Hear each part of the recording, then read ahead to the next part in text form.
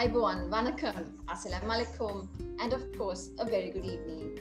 On behalf of AmCham Sri Lanka, welcome to yet another AmCham Premier Series.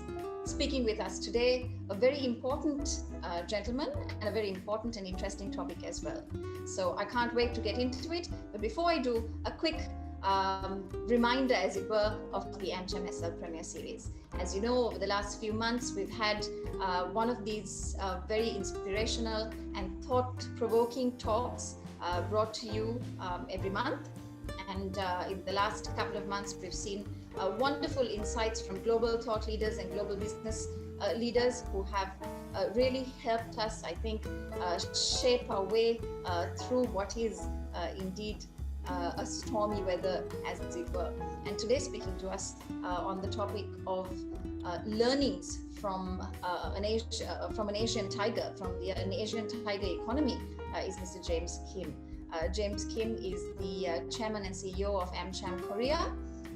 He has vast amounts of experience in working in Korea itself, but of course, which is what is relevant to our topic today. And he's going to speak to us about some learnings and how we as an emerging economy can take these all-important learnings for us from what is known as the Korean miracle or the miracle transformation. Because as you know, Korea, not too long ago, 50, 60 years ago, was a completely different story. And today, after having been one of the strongest emerging economies for the last few years, with massive growth rate, they are now, top fourth economy in Asia. So looking forward to this conversation. James, welcome. Thank you very much. My apologies that we're a little bit late on this. We had a power outage. Unfortunately, when you're working from home, these things kind of, jump in the middle of technology. But thank you, welcome, and absolute pleasure to have you here. Thank you very much for having me today, Bri.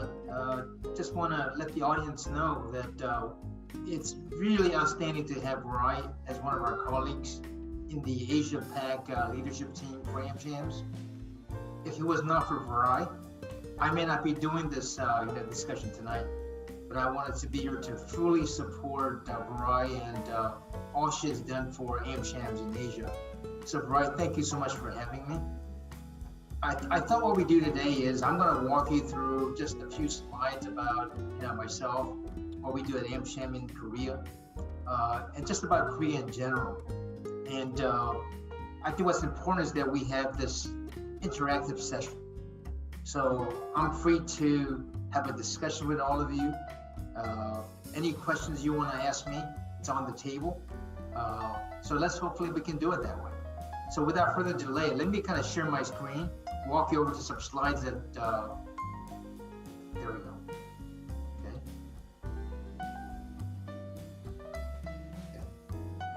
So let me just very quickly walk you through kind of who I am and the kind of work I've done before. I'm a US citizen. I was born in Korea, left when I was very young.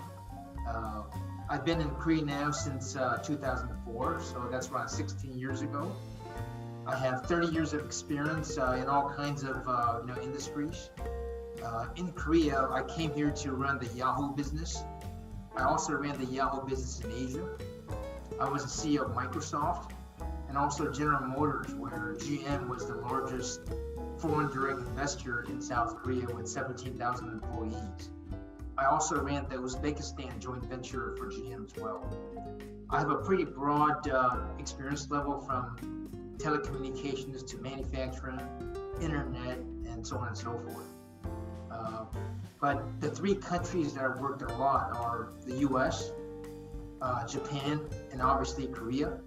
I also participate in a lot of different boards, including an asset management company and so on and so forth. Let me walk you through kind of AmCham in Korea, because I would say we're a little bit different than most other AmChams. We were founded, 67 years ago.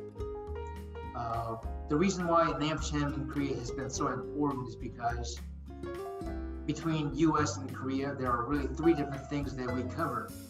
It's military, it's commercial, and it's also cultural. So these are the three things that really have kept the bond between U.S. and Korea really, really strong.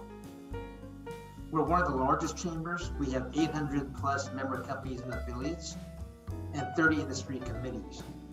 But when you look at our AmCham Board of Governors, you'll see that every one of them are CEOs of their companies. And I think you can see all the logos, and they're all the U.S. iconic companies from the FedEx of the world, 3M, Northrop Grumman, McDonald's, Qualcomm, P&G. We also have one of the largest boards. We have 30 Board of Governors. So that makes it really, really helpful as I try to navigate how U.S. companies are doing in South Korea. In fact, I don't believe in fake news. So when I speak to these CEOs, they give me really, really good, accurate information. Our mission is very clear, and I think, as a lot of you know, different AmChams are run differently, but our mission is threefold. It's number one is to help U.S. companies in Korea. The second one is we also want to help Korean companies invest in America. And third is we want to facilitate U.S. small medium enterprises in investing and entering the South Korean marketplace. And that's what we're really, really focused on doing, okay? And obviously we build bridges. So advocacy, which is what we do a lot of, is in the government side, both in the U.S. and South Korean government. We do a lot of media activities as well. The picture on the bottom left shows me doing a Squawk Box interview with CNBC in Asia, globally. Top right, just a lot of business meetings.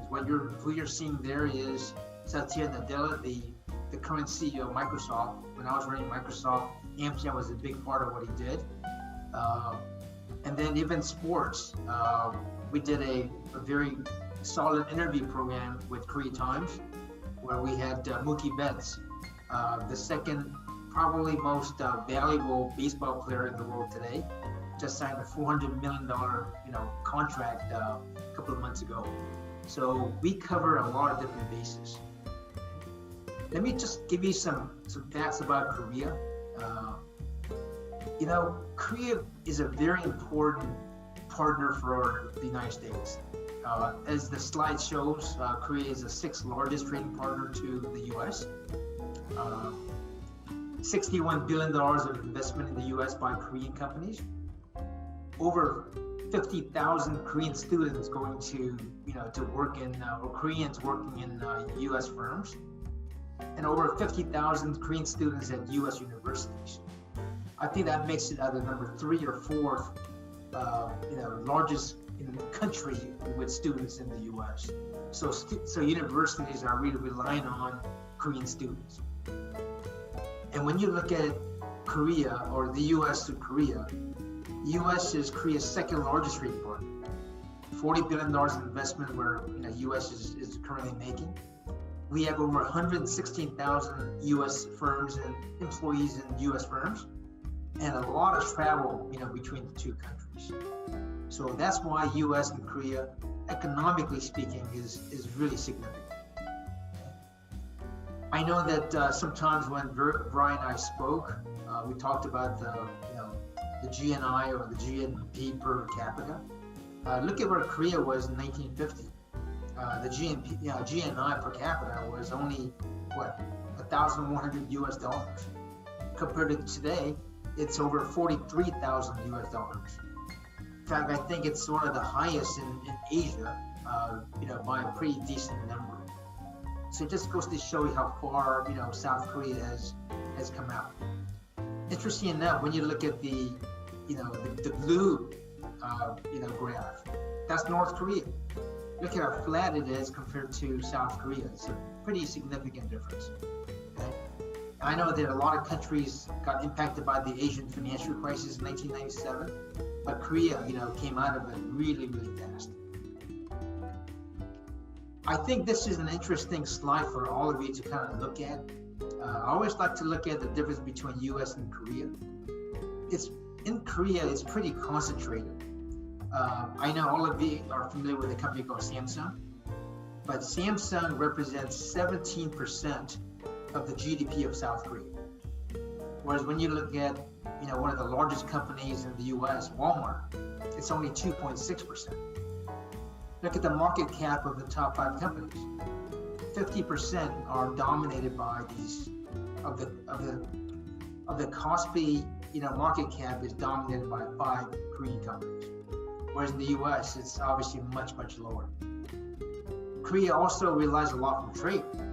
30% of all our trade, of GDP comes from trade. And also 50% of the entire population of 49 million people live in Seoul, which is the largest metropolitan area. Whereas when you take a look at a place like New York City, only 6% of the US population lives in New York City. So it goes to show you in Korea, it's highly, highly concentrated by a few. One city called Seoul, and trade is very, very important. When you look at the type of US companies that are making big investments in Korea, these logos are pretty interesting. In fact, one of the most interesting member company we just started working closely with is New York Times.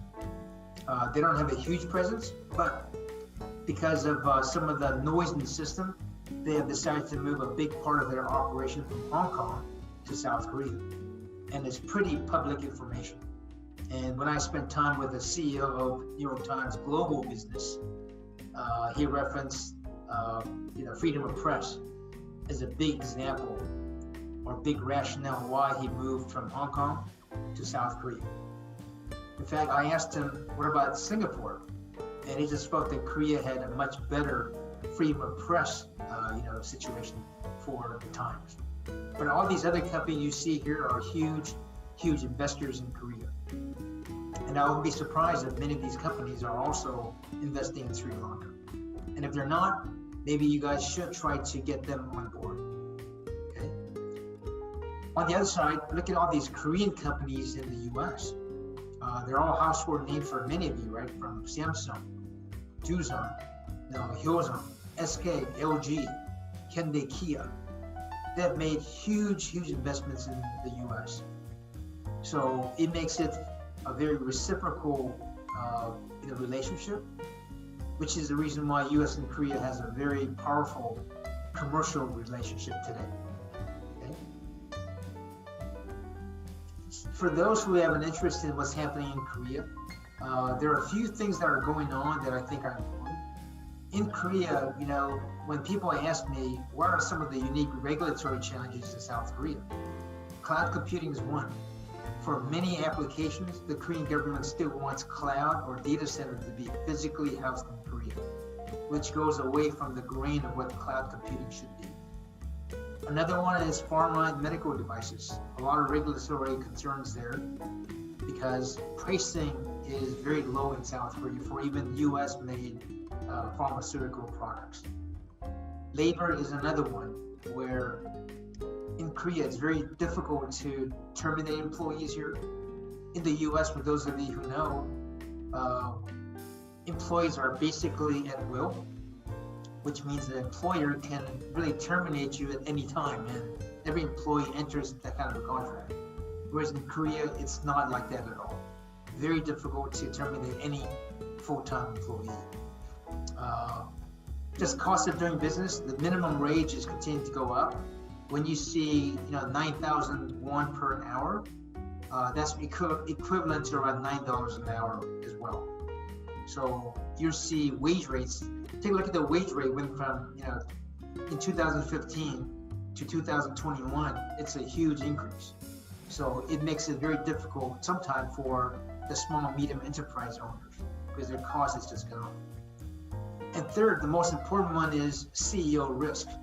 For those of you running companies in South Korea, whether it's a big one like GM or even a small medium enterprise, CEOs in Korea are personally faced with personal risk from a criminal perspective. In the US, if there was a bankruptcy, the company kind of takes care of itself. But in Korea, the CEO is personally liable for it. And if there are any bad acting going on at the company level, but well below the CEO is still personally at risk for that employee's bad behavior. So the CEO risk is something that is very, very significant for everyone to understand. Okay. I think this is an interesting slide, and I'm sure if I'm looking at a similar diagram for Sri Lanka versus the U.S. or Sri Lanka versus Korea, you're going to see probably different types of differences too. But because I'm a Korean American who understands both cultures, I feel as if I could really talk about both of these. When you look at the U.S., people don't really go with titles, right? You call the CEO of GM by her first name, Mary Barr. It's heavily KPI oriented because it's very, very, numbers driven. U.S. is a huge country, 400 million people, scattered throughout 50 states. So I call it 7 degrees of separation if you want to know somebody. I think privacy is always very important in the U.S. Diversity, is not just spoken, but I think it's really, really actionable in the U.S. There's also a clear separation of personal and work in the U.S., I believe. Because when I work in the U.S., and even now, unless you're in some specific industry, most people do go home around 6, go home to their families, have dinner together, and kind of separate out work from personal. Another one, age does not matter, right? In Korea, there's a mandatory, retirement age at 60 to 62, depending on what company you work for. In the U.S., it really doesn't matter, right? Because if you are good at age 75 or 80 or even 90, you can continue to work at any company. Whereas in Korea, because of the retirement age at 60 to 62, they force you out of these companies regardless of how good you are. And obviously, I still look at U.S. as a very independent-oriented, society where people have a lot more freedom and flexibility in what they want to do. On the other hand, for those of you who have visited Korea, there's a term here called hurry mentality. And I'm sure we'll talk about why I think Koreans have been very successful. Speed. I travel all over the U.S. and, if you're in some of the bigger cities like New York and Los Angeles, yeah, you see a lot of speed, but in some states there, it may be kind of a, laid back environment. But in Korea, things happen really, really fast, including the delivery system of food and so on. Really, really fast. Okay.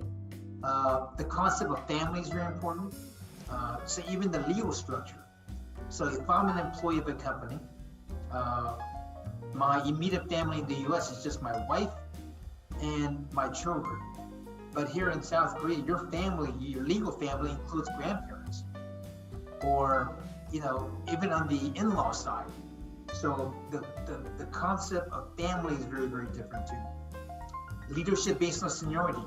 Age does matter in Korea. That's why whenever someone new comes in, one of the first things they want to know is, hey, how old is this person? All right? Because from their perspective, age does matter.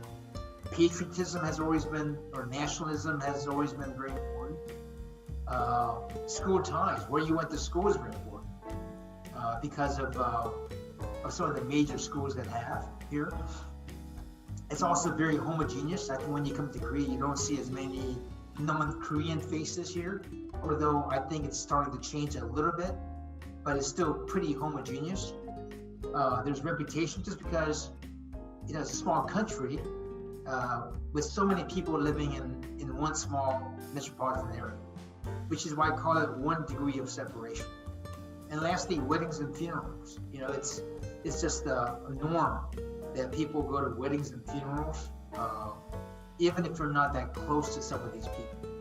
It's just the way it is. And I'm sure as I get to know Ryan much better, she will also educate me on what's going on in Sri Lanka as well. Okay. Lastly, on the COVID impact in South Korea, we are seeing a third wave now. We have over 1,000 cases today. If you remember, Korea was the one that had the second largest case in February of this year, but it really, improved tremendously because of what the Korean government was able to do. But I'm pretty confident we'll get out of it. And when you take a look at this slide, Korea, is a country that has the lowest percentage decline in GDP amongst the OECD nations. Of course, they show you again how Korea was able to reverse its course, contain the pandemic. We have never had a shutdown. Yeah, nowadays restaurants are closing at 9 p.m., but when I'm out there doing my normal things today, it's still kind of business as usual, except everyone's wearing a mask and people are being very careful. But this graph really shows you that Korea is actually doing pretty well in managing the COVID, pandemic. The last slide, we obviously have a new president-elect in the United States. The person at the top is the president of South Korea. And the big questions that I think will come out is, what's going to happen to trade between U.S. and Korea? What's going to happen to trade between Korea and China? Because the relationship between Korea and China is very, very important. Number one, China is Korea's largest trading partner, where 30% of all the exports go to China, whereas 13% of exports go from Korea to the U.S. So trade-wise, China is the number one customer. But all other aspects, you just cannot look at it just from the trade side. North Korea is the other one. We're not really clear what the strategy is between, President-elect Biden and North Korea. And lastly, the security alliance. We have 28,000 U.S. troops in South Korea. We're not sure 100% what that commitment is going to look like between now and in the future. So that's kind of my quick, synopsis on Korea myself. And now, I'll leave it to you, Brian, to have an interactive conversation. Thanks very much, James. That was absolutely, what is the word I'm looking for? Enlightening, I think. I also realized that there's so much more than even I thought in terms of learnings. A few of the words you used, for instance, how Korea was able to turn itself around, something that Sri Lanka really needs to take lessons from ourselves. Also, with regards to the cultural aspects, there's so much and so many ways in which the Sri Lankan culture, I think maybe the Asian culture versus the Western culture is where it kind of is, where you talk about family, you talk about certain of those aspects where I think it's a very different sort of thing, and there are so many similarities in the Sri Lankan culture as well. So it'll be interesting to get into those, sort of picking through those interesting points and seeing how Sri Lankans and Sri Lankan businesses, and of course other businesses across the Asian region, can learn from these amazing lessons. And as you said, that the GDP slide that you showed was, well, wow, awe-inspiring, because it just brings home the situation, and it brings home the fact that if you are disciplined and if you can build a culture of resilience, then that's something that will take you through whatever is expected or unexpected going forward. Sure. So James, let me start by asking you an interesting question. So from what you presented, as well as other learnings, we were saying South Korea has the 4th largest economy in Asia. But from the early 1960s to the late 1990s, I think even through the 2000s, the Korean economy was one of the world's fastest growing. Despite the fact that this was not the case, even as you said. So basically, after the declaration of the armistice in early 1950s, I believe, South Korea remained one of the poorest countries in the world for close upon a decade before rearing its head up to become one of the Asian tigers. As an emerging economy, Sri Lanka, my first question to you would be, what key government policies or reforms do you think led to this revival of the Korean economy? What steps did the government have to jump in and take that were most critical? Well, I think that, first and foremost, the Korean government did a very good job in showing openness to foreign trade and investment. Because I think that because Korea doesn't have a lot of natural resources, they know that they have to really go outside of Korea to survive. And because of that policy, I think that's how everything really created itself from all the big Korean conglomerates. It was relying on trade, not just the domestic market. So when you look at a large country like Japan, their economy is big enough where you don't really have to think about going abroad.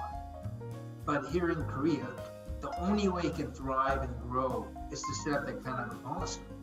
So in just even things like the cross FTA that we did, right, between U.S. and Korea, it became really the gold standard for kind of how the two countries have looked at trade. But I think that besides the government, it really starts with strong leaders. Take a look at these huge companies that these chairmen of these companies started. Samsung is a brand that everybody recognizes in the world today. Hyundai, Kia, when I was in the U.S., they didn't really make good cars. But guess what? Now, every one of their products are really, really doing well. In fact, when I was looking at Samsung TV years back, they had to offer a 1-year warranty for consumers to buy it. Whereas a Sony TV, they only gave you a 30-day warranty, right? So now I think, the whole game has reversed, where these Korean companies are doing really, really well. And lastly, I look at the Korean people. I'm an American. Obviously, I've lived in both countries, but because I've had the experience of running 3 large companies in South Korea, I know how the Korean employees act. And once you have a clear vision, these people execute. And that's the reason why I think that many of the U.S. companies in Korea are doing so well. Okay, great. So basically what you're describing is the fact that it being an outward-looking policy. And although this is something that we'd understand from a maybe academic or diplomatic kind of overview, from a lay perspective, as business folk, how can you adopt or adapt this to an organizational level? How would you maybe, every little step counts, as they say. How would you take the steps as a business person, as a business leader, to maybe inspire other organizations, other companies, and then inspire change within the industry, leading out to a more nationalized sort of change in focus? Are you asking me for my personal opinions on how I've run my businesses? Is that what you're asking for? What I'm asking is in terms of having an outward-looking policy and in terms of building bridges and bilateral relations and that sort of things in your business, how would you take it? Say, for instance, so if you take Sri Lanka, maybe we don't yet have those bridges as solid as we'd like them to be at a national level. But from business to business, how would you maybe take steps, or how would you advise businessmen to take steps to build those international relations, as it were? Well, I think that obviously content is very important, and if you ever come to Korea, Koreans are highly educated. In fact, when you take a look at a typical family, they spend more money on school expenses beyond normal school for their families. And that just shows you that when you have an educated workforce, I think that Korea has one of the highest percentages who have college degrees in the OECD countries. So you have a highly educated workforce. You have a workforce who is, who's got the right work ethic, which is why when I mentioned the companies that I ran and how this was so helpful, that's a very, very good example for you. But I think it also has to do with the type of leaders that many successful Korean companies have had. For example, I've always had a philosophy on something called Act One, where accountability becomes critical. C stands for clear communications, and third stands for teamwork, right? Act to win. And I think that's the kind of a winning environment that many leaders have created. And when you have this kind of a work system in South Korea where people do listen to managers and superiors, right? You can execute the plan as long as it's correct. Of course, it's got some challenges by doing that, but one thing that's great is that, yeah, people are very, very loyal when they execute what the plan is. So actually, that's something that you were talking about recently in another interview of yours that I saw. The work ethic of the Korean population, and also, of course, literacy is another thing. Something, in fact, that we Sri Lanka shares with you as well, because I believe the latest numbers on Sri Lanka's literacy rates are at 97%. So with the similar workforce in terms of education and qualifications, I think it's something that we can really look to as a learning in terms of the work ethic. Would you like to share some thoughts on the work ethic that you were talking about? Well, again, I don't want you to look at this in any negative light, but when I'm in the U.S., for example, and this is not a negative on the U.S. Everything is different. I talked about the two different, the different cultures, right? But in the U.S., there's clarity on separation between work and the home life, right? People really do go home at 6:30, and that's an accepted norm. But in a place like Korea, when there's work to be done, I think Koreans prioritize work or family, and sometimes that's a real negative thing to do. And I think that's the reason why I think that a lot of these companies do well to a certain degree, but work, balance may be a challenge in some of these countries, right? Because in a place like Korea, people really, really do prioritize work as a first priority. And maybe that is one reason for their success in their careers.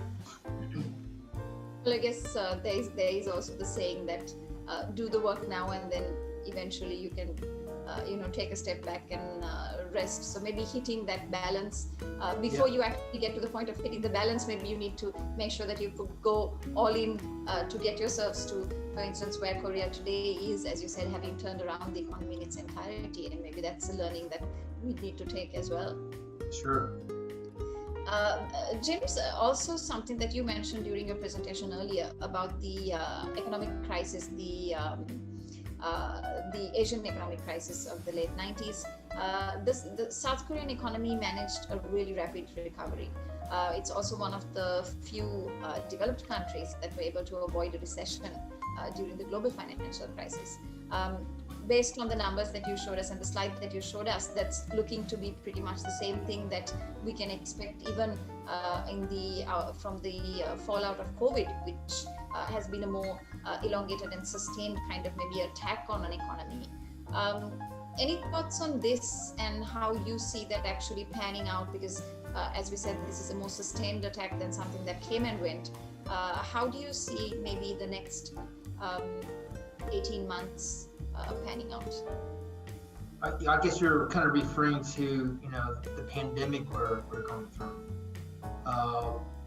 I think what's been clear is that early February, Korea reached this all-time high in cases. I believe it was like 909, cases at that time. And then things really, really, improved. And now we're hitting, a third wave.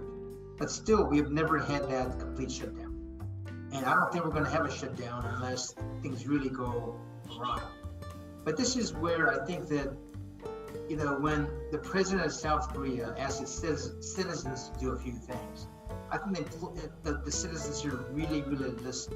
And as a result, I think we can contain. Everyone's wearing a mask here in South Korea. It's a law now. And they really, really do follow instructions. But the other one that I think is very important is more systematic. The Korean health system here is pretty amazing. In fact, every employee here, every citizen here in South Korea, they have access to healthcare. In fact, by law, everyone has to have an annual physical. And if you don't get the annual physical, the government calls the company and says, such and such person did not get their physical this year. And I think because of early detection, people are probably healthier. Um, and as a result, there might be less, fatalities as a result of some pandemic, right? And whereas in other countries, including the U.S., a lot of people don't have health insurance today. Access to healthcare is very, very expensive, and as a result, I think that you might not be able to detect earlier if there are some serious issues. So those are some of the things that I think are very solid. In fact, today AmCham had its 11th annual seminar called the Healthcare Summit. Usually we have 400 or 500 people in attendance, but today, because we have social distancing rules, less than 50. Although we didn't get the Prime Minister to appear in person, he spoke to us on video, and he laid out a very clear vision on healthcare in South Korea. And this is where, the Korean government and AmCham were working together to really talk about the right message for Korea. Okay, so that's something that's really important as well. Again, a similarity, Sri Lanka also has universal free healthcare, but again, a development is necessary in terms of maybe the facilities, the standard, and the availability, especially in a situation of a pandemic. So, so many similarities, and I see so many learnings for us as a nation in terms of how we can change our path around and move further on along the emerging to a developed nation as well. So an interesting thought there as well. Yeah, and also, Barai, because I talk to a lot of company CEOs, right? If you take away the travel and tourism industry in South Korea, these companies are all doing really well.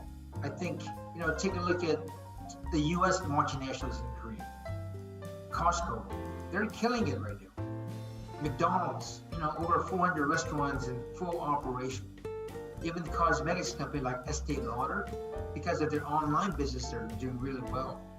And let's not forget the IT companies. The U.S. is dominating IT, right? Microsoft, Amazon, Facebook, Google, right? Netflix. They're just having a banner year despite the pandemic. Qualcomm, right? So I think many of us are actually fairly bullish and optimistic that as the vaccine, enters its fray, we're looking forward to a huge 2021. In fact, Roy, I think you might have heard about this before, but even at AmCham Korea, this year we're going to have the best record year ever in our history. Whether it's revenue, whether it's programs, whether it's number of members. So this is our 4th consecutive year record, KPIs of that nature. So we're very optimistic. Oh, that's absolutely brilliant to hear, and something that's encouraging as well.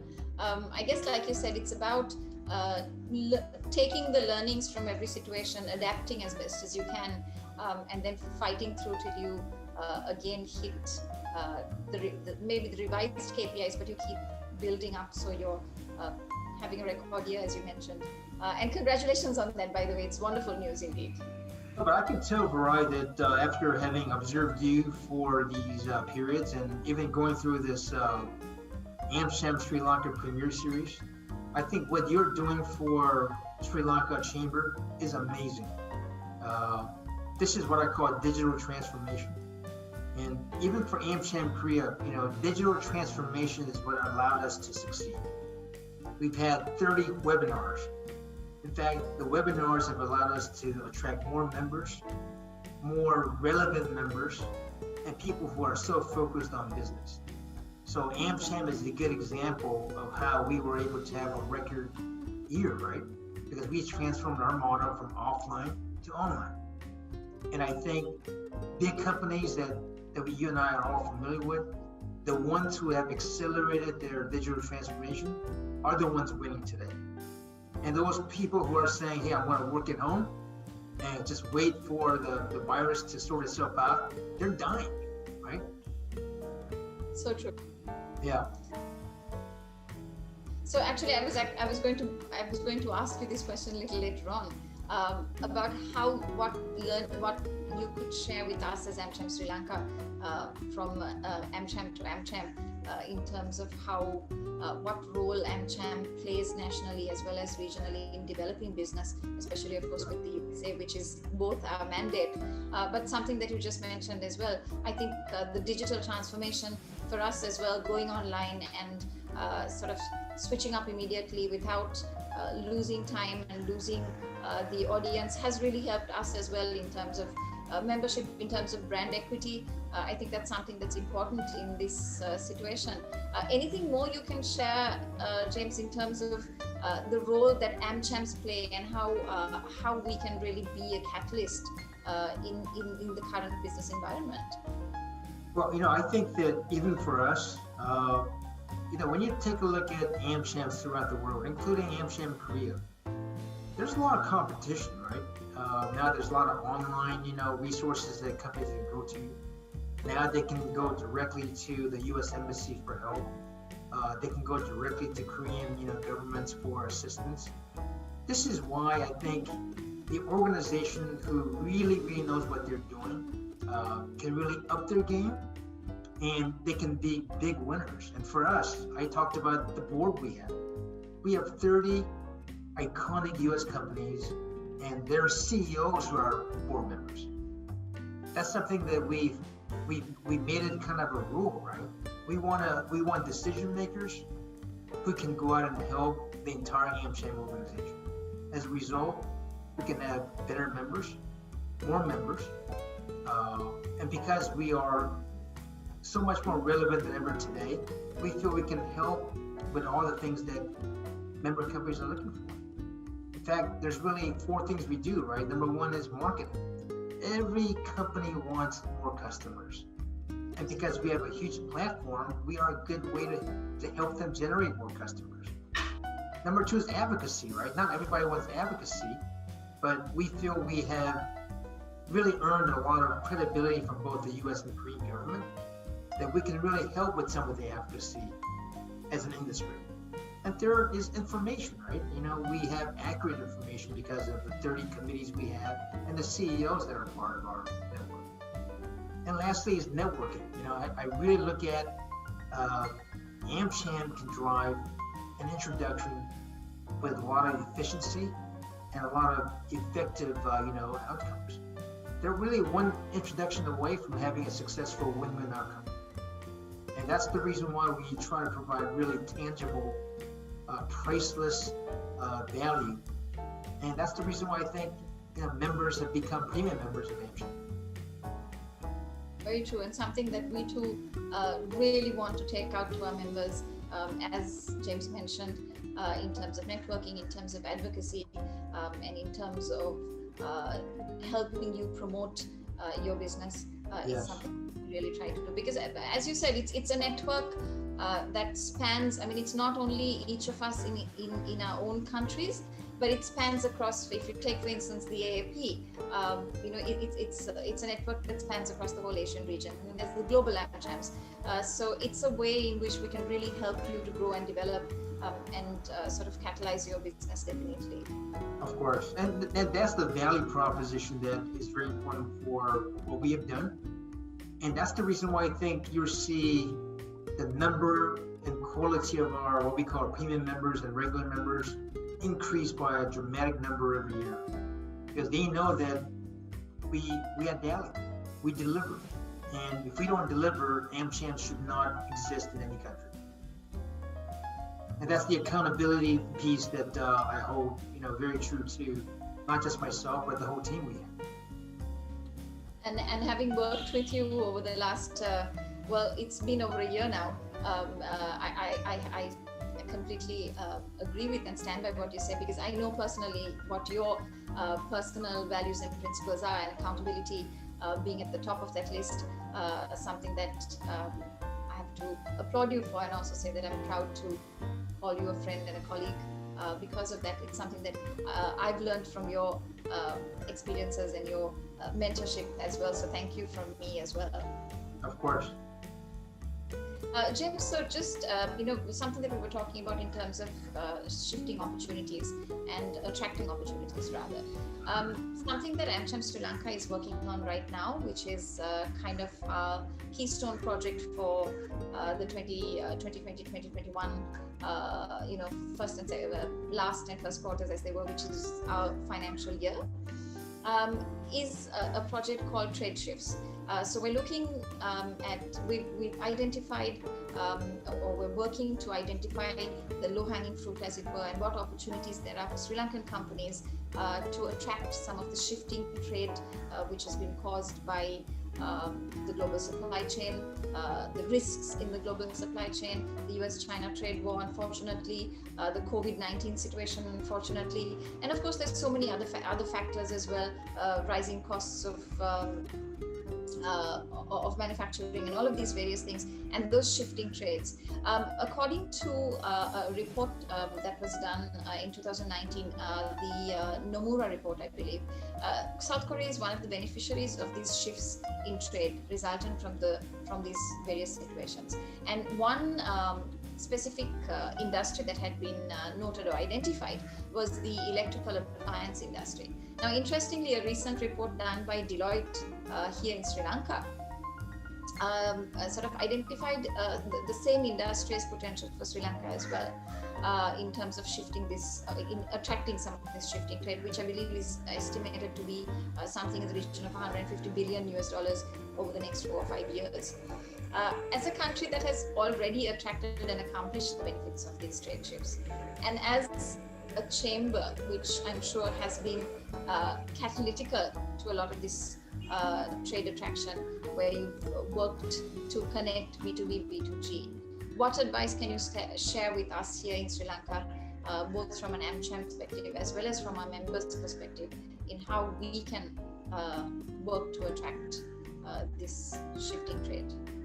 Well, I mentioned earlier today that China is Korea's largest trading partner. 30% of everything Korea makes goes to China as far as an export is concerned. This is not an anti-China comment at all. But for me, my point is, when you have one customer representing 30% of your business, that's a big number. And as a result, I think a lot of countries are thinking that way as well, including Korea, and they should. And I always advise the key stakeholders in Korea to do the same as well. 30% to one country is big, and Korea experienced a negative situation a few years back when, because of some dispute with something called THAAD, which is a missile system, became a big problem when China stopped buying a lot of Korean products, stopped sending tourists to Korea, and that was a big problem. And this is the reason why I think diversification is very important. And if I was Sri Lanka, now may be a great time to say, hey, we can do a few things. Why don't you diversify your supply chain into Sri Lanka and kind of be opportunistic in that perspective, including for Korea, right? If Korea needs to have more breadth of suppliers or customers, Sri Lanka could be an interesting marketplace. That's why I think Samsung has a huge investment in Vietnam today. I believe Samsung is the largest employer in Vietnam today, and it's because of the commitment they made in diversifying the risk from some of the countries that could be a problem in the future. Absolutely, and like you said, this is definitely not in any way an anti-China sentiment.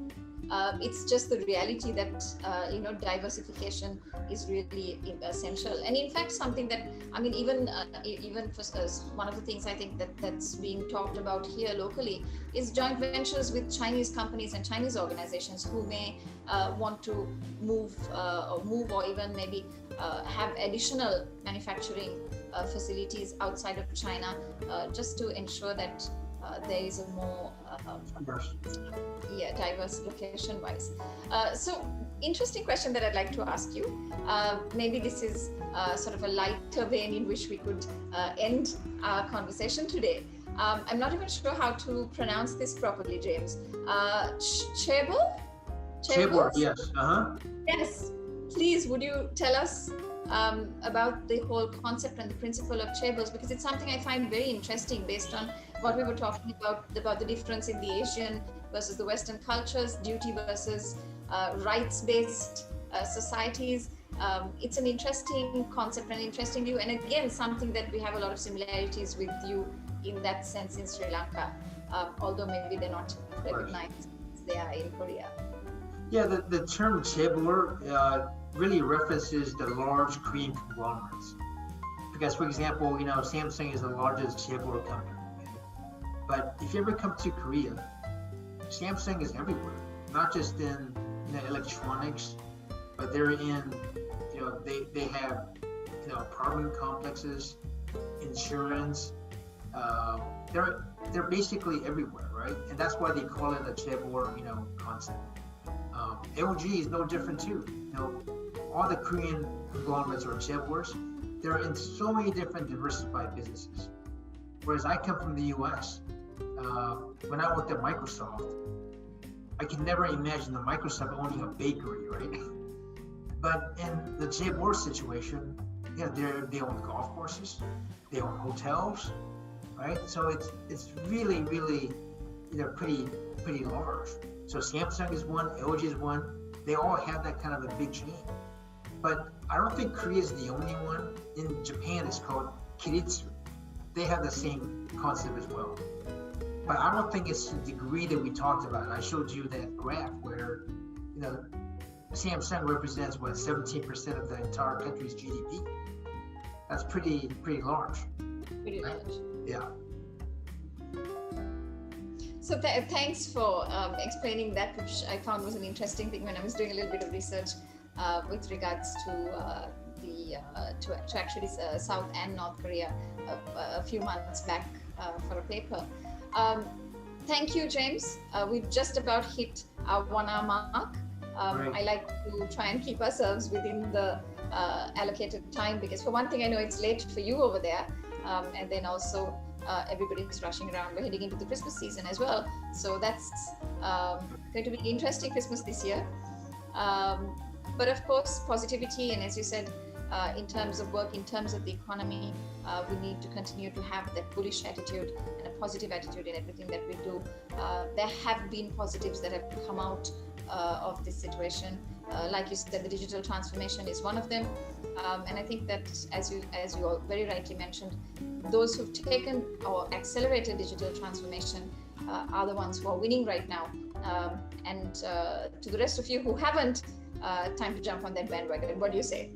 Yeah.